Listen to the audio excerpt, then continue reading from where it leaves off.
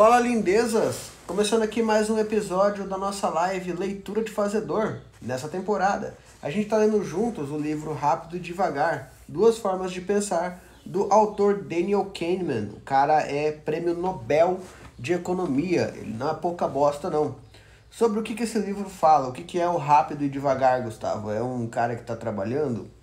Tecnicamente sim. O livro fala sobre dois sistemas que a gente tem na nossa cabeça. O sistema 1, que é o rápido, o impulsivo, o na hora, o just in time, sabe? Tipo quando alguém faz, você olha rápido assim instintivamente ou você mexe a orelha. Essa é a parte mais instintiva do seu cérebro, é tipo a sua essência, né? Tipo, é como você age normalmente. Já quando você escuta um barulho muito grande, você está concentrado em outra coisa, você tem que ficar focado naquilo, é o seu sistema 2 te instruindo a ignorar o seu ambiente porque você está concentrado em uma outra tarefa. Por exemplo, quando você está anotando alguma coisa que alguém está falando e as pessoas em volta estão falando alguma coisa, se você se concentrar, você consegue isolar todo o resto para continuar fazendo o que você está fazendo. Esse é o seu sistema 2. O seu sistema 1 é o que acontece quando alguém fala, cara, vamos na festa hoje? Você fala, ixi, cara, vamos, foda-se. E aí você vai. Esse é o seu sistema 1 assumindo o controle. O seu sistema 2 é quando o cara fala, cara, vamos numa festa hoje? Aí você pensa, putz, amanhã é segunda-feira braba, né? Tem relatório pra fazer, tem um monte de coisa. E se eu sair hoje, amanhã eu vou trabalhar mal. Preciso trabalhar bem, preciso ter um bom rendimento, fim de ano tá chegando. Fala, cara, não vou poder ir não. Tem um monte de coisa pra fazer amanhã, eu quero descansar. E aí é o seu sistema 2 agindo. Sempre que você para um pouco para pensar antes de fazer alguma coisa, é o seu sistema 2 agindo. Mas por que a gente está lendo um livro de filosofia, psicologia? Por que a gente está lendo esse livro de mentalidade se esse aqui é um perfil de marketing digital? Porque a gente lida essencialmente com pessoas. Você fala com pessoas durante a reunião, você cria mídias sociais para as pessoas e você tenta criar estratégias para os seus clientes, para eles se conectarem com os clientes dele. E se você entender como funcionam esses dois sistemas, você pode usar isso a seu favor. Uma coisa que a gente acabou de ver aqui nesse livro foi a questão do priming. O que é o priming? São as premissas que fazem você pensar em determinada coisa, te colocam em determinado ritmo, saca? Por exemplo, um estudo que eles fizeram, um exercício, né? Colocaram dois grupos de alunos, quase todos na mesma idade, separados em duas equipes. Esses aqui viram várias coisas relacionadas com terceira idade. Cadeira de balanço, crochê, jornal, óculos, tudo relacionado à terceira idade, bolo, essas coisas, né? E esses daqui viram coisas relacionadas à primeira infância. Brinquedos, pessoas brincando, doces, cores vibrantes. Essas pessoas daqui, que viram as coisas relacionadas aos velhos e etc., saíram da sala um pouquinho mais encurvados e andando mais devagar do que eles tinham ido para a sala. Já esses daqui que viram as coisas relacionadas com as crianças e etc., eles saíram andando mais altivos, mais felizes, mais rindo, saca? Várias coisas que acontecem em volta e os reforços visuais fazem com que as pessoas entrem num ritmo, entrem num fluxo e dão uma mudadinha no pensamento das pessoas. Se você souber como trabalhar com isso, você vai se tornar uma pessoa muito mais preparada e muito mais bem sucedida nas coisas que você faz, tanto numa conversa quanto no desempenho do seu trabalho, tá bom? Agora chega de enrolação, eu não vou resumir o livro para vocês. Se vocês quiserem ver o que a gente já leu aqui, a gente já leu essa parte toda aqui, tá lá no nosso canal do YouTube. É só você acessar no link da minha bio, tem as reprises lá diariamente. Vamos continuar de onde a gente parou, tá bom? Começando aqui. Amanhã não precisa de... Pera aí. Só pegando a minha carteira.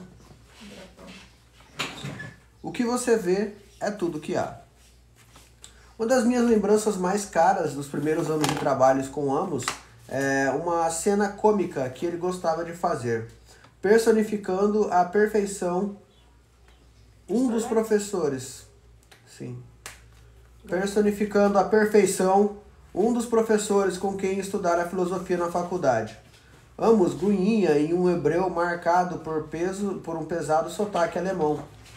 Vocês nunca devem se esquecer da primácia de existir. O que exatamente seu professor queria dizer com essa frase nunca ficou tão claro para mim. Nem para ambos, eu acho. Mas a piada do meu colega sempre tinha uma razão de ser. Ele lembrava da velha frase e eventualmente eu também. Sempre que encontrávamos a notável assimetria entre os modos como nossa mente trata informação que está presente e disponível e informação que não dispomos. Uma característica essencial no projeto da máquina associativa é que ela retrata apenas ideias ativas. Informação que não é recuperada nem mesmo no inconsciente da memória poderia perfeitamente nem existir. O sistema 1 se sobressai em construir a melhor história possível, a incorporar as ideias presentes, ativadas, mas ele não considera e nem pode as informações que ele não detém. Ou seja, você não consegue imaginar uma coisa que você não conhece. A medida do sucesso para o sistema 1 é a ocorrência e a coerência da história que ele consegue criar. A quantidade e a qualidade de dados em que a história está baseada são amplamente irrelevantes quando a informação é escassa. O que ocorre é uma ocorrência comum. O sistema 1 opera como uma máquina tirando conclusões precipitadas. Considere o seguinte: Mindy será uma boa líder? Ela é inteligente e forte. Uma resposta rapidamente veio à sua mente. E a resposta foi sim. Você escolheu a melhor resposta baseada na informação muito limitada, disponível, mas saiu correndo antes de ouvir o tiro de largada. E se os dois adjetivos que viessem a seguir fossem corrupta e cruel, né? Que a gente não espera. É tipo não sei se vocês lembram, antigamente no Zorra Total tinha um cara que falava, não espera molhar o bico, né? Ele falava metade de uma coisa e você já tomava uma reação e aí depois ele terminava. Nesse caso aqui tá assim, ó. Mindy, que será uma boa líder, ela é inteligente, forte, corrupta e cruel. Né? Mas quando você ouviu inteligente e forte, você falou, boa, é isso que o líder tem que ser, inteligente e forte. Observe o que você não fez quando pensou brevemente em Mindy como uma líder. Você não começou por se perguntar o que eu precisaria saber antes de ter formado uma opinião sobre a qualidade de liderança de alguém. O sistema 1 operou por conta própria a partir do primeiro adjetivo. Inteligente é bom. Inteligente e forte é muito bom. Essa é a melhor história que pode ser construída a partir de dois adjetivos. E o sistema 1 a proferiu com um grande conforto cognitivo. Conforto cognitivo é quando uma coisa faz total sentido na sua cabeça. Né? Por exemplo, vamos de Uber? Não, vamos de busão. Quanto que fica de busão? Fica 3 passagens para cada um, né? 3 passagens, uma para cada um. E de Uber? Fica 35, mas aí a gente pega 10 de um, 10 de outro e fica a mesma. Vambora. Tipo, não faz o menor sentido. Mas o seu conforto cognitivo coloca, pelo menos a gente vai lá, tranquilão e tal. A história será diferente se a nova informação for introduzida, como Mindy é corrupta. Mas não há espera nem qualquer incômodo subjetivo. E ainda permanece um viés favorecendo a primeira impressão. Né? A combinação de um sistema 1 que busca coerência com o sistema 2 preguiçoso significa que o sistema 2 vai endossar muitas crenças intuitivas, as quais refletem intimamente as impressões geradas pelo sistema 1. Claro que o sistema 2 também é capaz de uma aproximação mais sistemática e cuidadosa das evidências, e de seguir uma lista de itens que devem ser ticados antes de se tomar uma decisão. Pense na compra de uma casa, quando você deliberadamente busca a informação que não possui. Contudo, espera-se que o sistema 1 influencie até as decisões mais cuidadosas. Seu input nunca cessa. Tirar conclusões precipitadas com base em evidência limitada é tão importante para a compreensão do pensamento intuitivo e aparece com tanta frequência neste livro que vou usar uma abreviatura desajeitada para isso. WISEAT. Né? São as iniciais de What you see is all there is. Que o que você vê é tudo que há. O sistema 1 é radicalmente insensível tanto à qualidade como à quantidade de informações que origina as impressões e intuições. Amos, e com 2 alunos de graduação em Stanford, relatou um estudo que lida diretamente com a YSEAT, observando que a reação de pessoas que recebem evidência unilateral e sabem disso. Os participantes eram expostos a situações legais como a seguinte. No dia 3 de setembro, o queixoso David Thornton, um representante sindical de 43 anos, esteve presente na Thrift Drug Store número 168, realizando uma visita rotineira do sindicato. 10 minutos após sua chegada, o gerente do estabelecimento o confrontou e lhe disse que não poderia mais tendências da loja. Em vez disso, ele teria que se reunir com eles em uma sala dos fundos, na hora do intervalo. Esse tipo de pedido é previsto no contrato da Thrift Drug com o sindicato, mas seu cumprimento nunca antes havia sido exigido. Quando o Sr. Thornton se opôs, foi informado de que tinha a opção de se conformar com essa exigência, deixar o estabelecimento ou ser preso. Nesse ponto, o Sr. Thornton observou para o gerente que sempre tivera a permissão de conversar com os empregados nas dependências da loja, por pelo menos 10 minutos, contanto que as atividades comerciais não fossem interrompidas, e que ele preferia ser preso a mudar o procedimento de sua visita rotineira. O gerente então chamou a polícia e fez com que o Sr. Thornton fosse levado dali algemado por invasão de propriedade. Após ter sido fichado e deixado numa cela por um breve período, todas as acusações foram retiradas. O Sr. Thornton está processando a Thrift Drug por detenção indevida. Além desse background, que todos os participantes leram, as argumentações dos advogados eram expostas a diferentes grupos. Naturalmente, o advogado do sindicalista descrevia a prisão como uma tentativa de intimidação, enquanto o advogado do estabelecimento defendia que a realização de reuniões dentro da loja perturbaria o ambiente de trabalho e que o gerente agira de modo apropriado.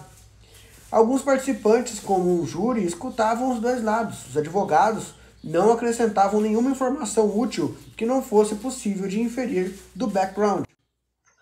Os participantes tinham plena consciência do arranjo e os que escutavam apenas um lado poderiam facilmente ter produzido o argumento para o outro lado. Entretanto, a apresentação de evidência unilateral tinha um efeito bem pronunciado nos vereditos. Além do mais, os participantes que viam a evidência unilateral mostravam maior confiança em seus vereditos do que aqueles que viam ambos os lados.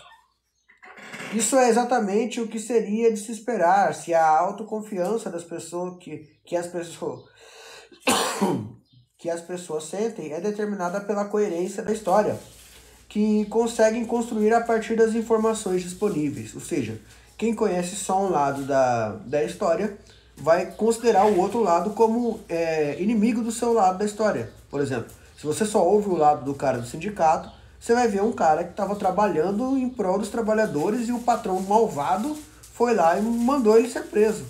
Agora, se você vê o lado do dono, você vai ver que era um empresário que estava querendo trabalhar e veio um cara chato ficar interrompendo o trabalho dele, incomodando os clientes dele e os funcionários dele durante o ambiente de trabalho.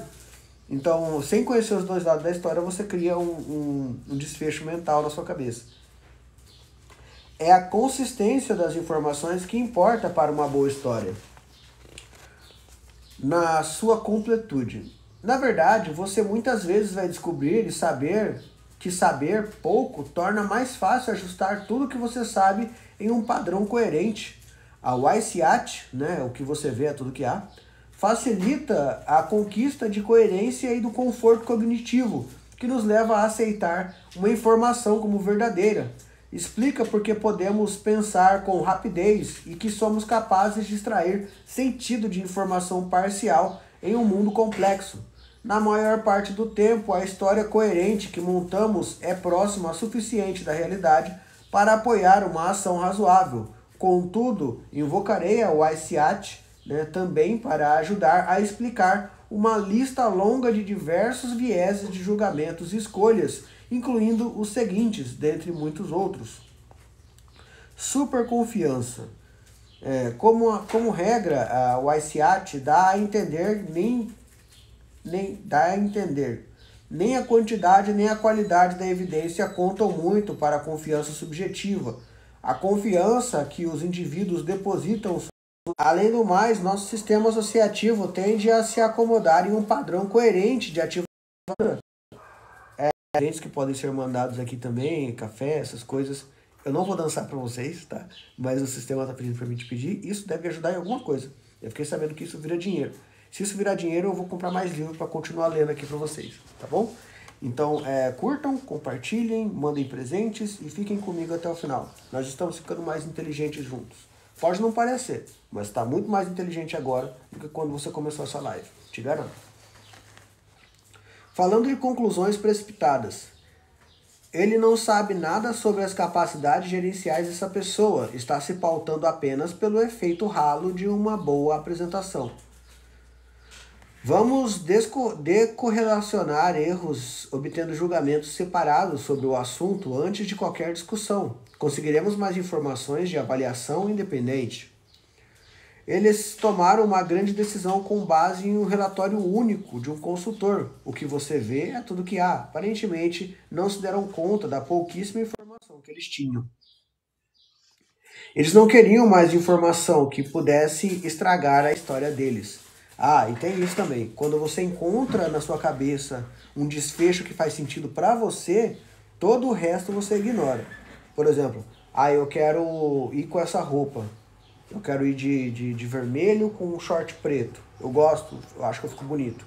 Então eu vou perguntar para as pessoas: o que você acha de ir com essa roupa? Fala, vai de amarelo, pô. Você não acha que é melhor de ir de amarelo?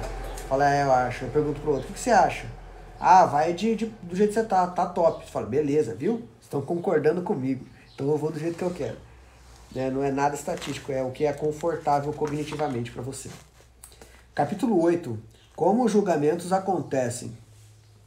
Não há limite para o número de perguntas que você pode responder. Seja perguntas que outra pessoa faz, seja perguntas que você se faz a si mesmo, tampouco há limite para o número de atributos que você pode avaliar.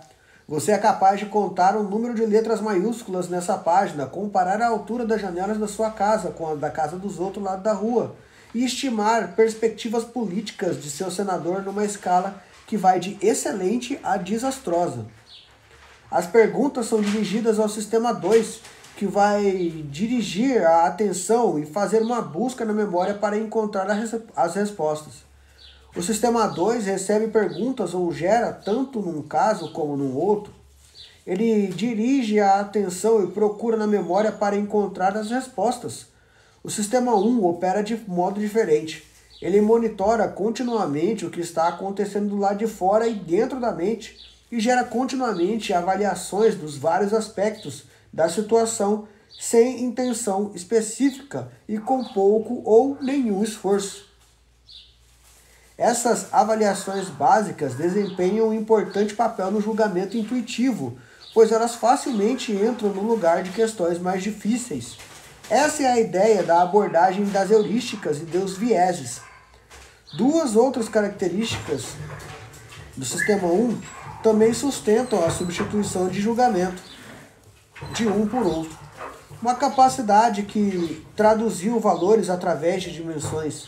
Coisas que você faz ao responder uma pergunta que a maioria das pessoas acha fácil. Se Sam fosse tão alto quanto inteligente, ele seria alto ou baixo? Finalmente, há o bacamarte mental, que é o mental shotgun. Opa, dispositivo superaquecido, tá quente, o celular nem tá nada. Mas o sistema tá falando que o meu celular tá superaquecido. Se parar a live é porque o meu celular derreteu. Uma intenção do sistema 2 em responder uma pergunta específica ou avaliar um atributo particular da situação automaticamente dispara outros cálculos, incluindo avaliações básicas. O que são avaliações básicas? O sistema 1 foi moldado pela evolução para fornecer uma avaliação contínua dos principais problemas que um organismo deve resolver para sobreviver. Como andam as coisas? Existe alguma ameaça ou grande oportunidade? Tudo está normal? Devo me aproximar ou evitar? As questões talvez sejam menos sejam menos prementes para o humano. Estou descobrindo um monte de palavras. Prementes para o humano em um ambiente urbano do que para uma gazela na savana, mas herdamos os mecanismos neurais que evoluíram para fornecer a avaliação atual do nível de ameaça, e eles não foram desligados.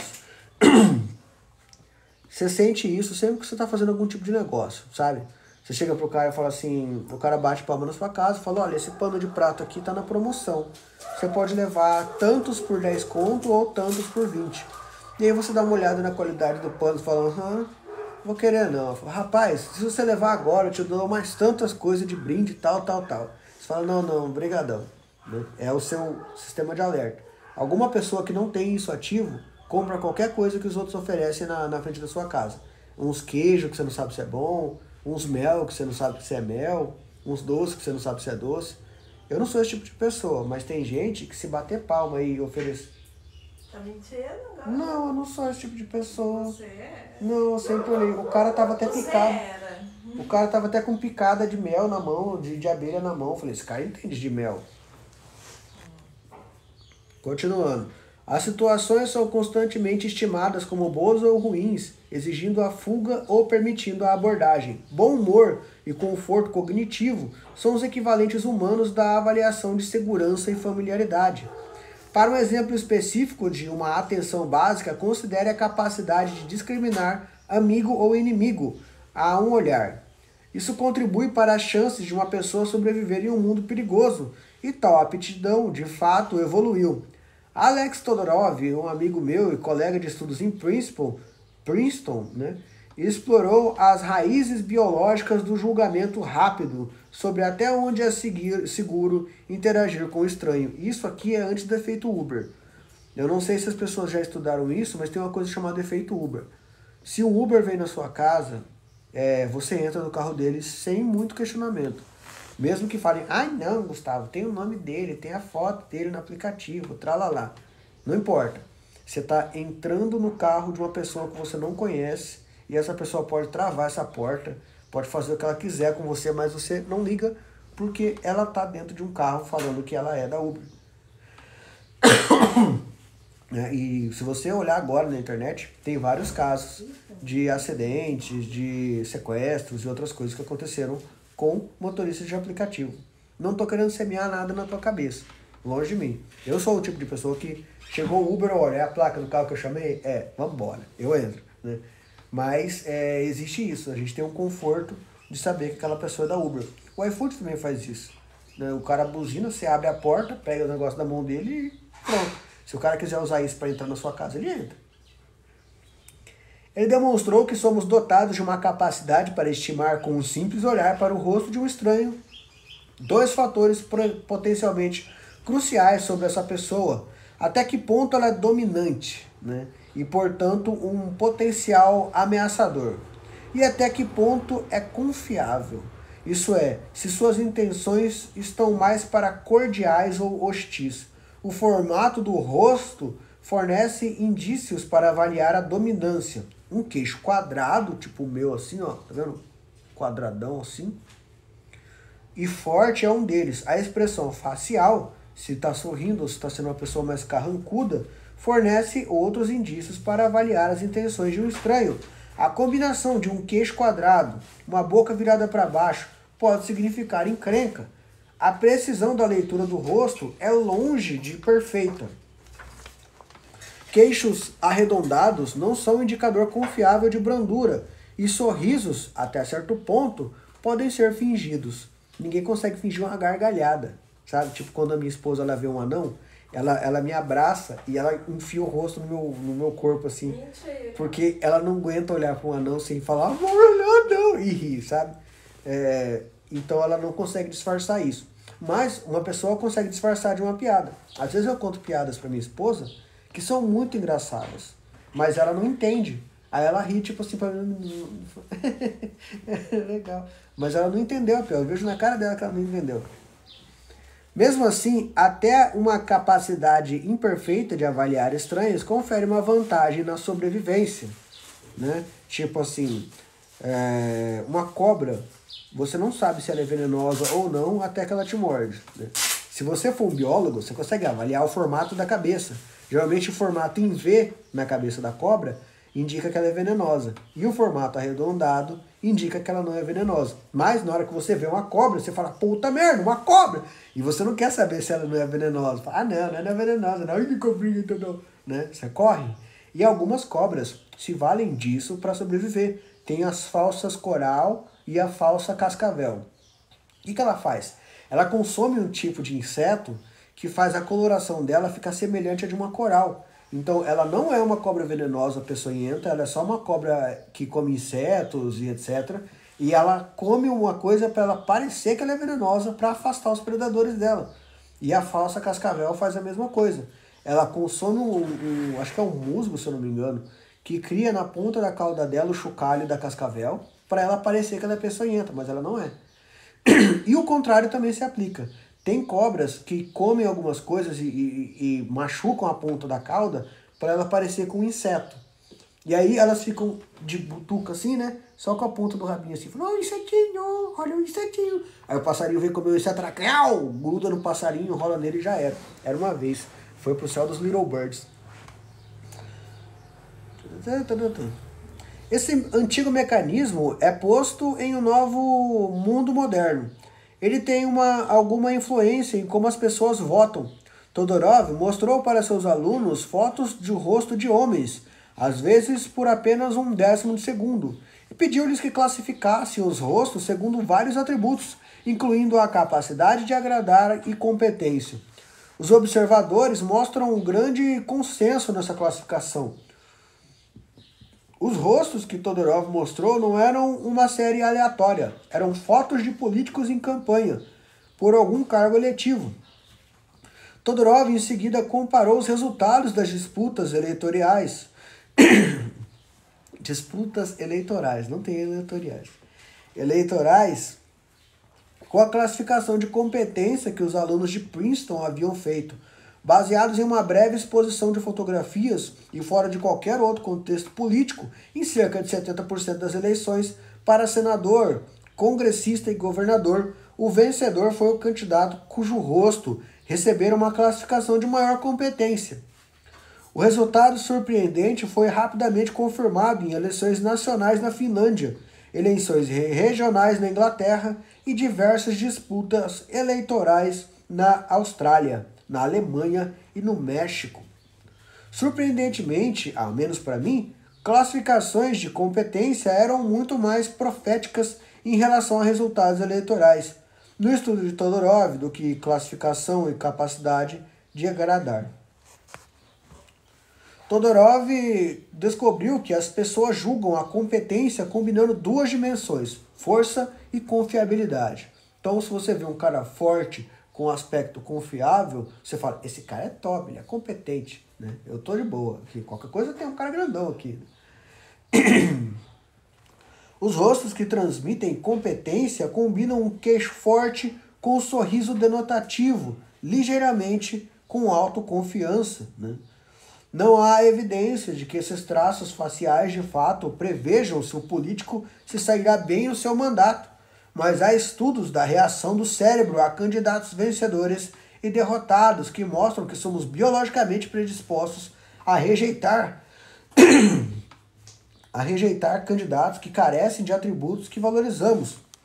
Nessa pesquisa, os derrotados evocam indicações mais fortes de reações emocionais negativas. Esse é o exemplo que chamarei de heurística de julgamento nos próximos capítulos. Os eleitores estão tentando formar uma impressão do quão bem o candidato se sairá no mandato e retrocedem a uma avaliação mais simples que é feita de forma rápida e automática.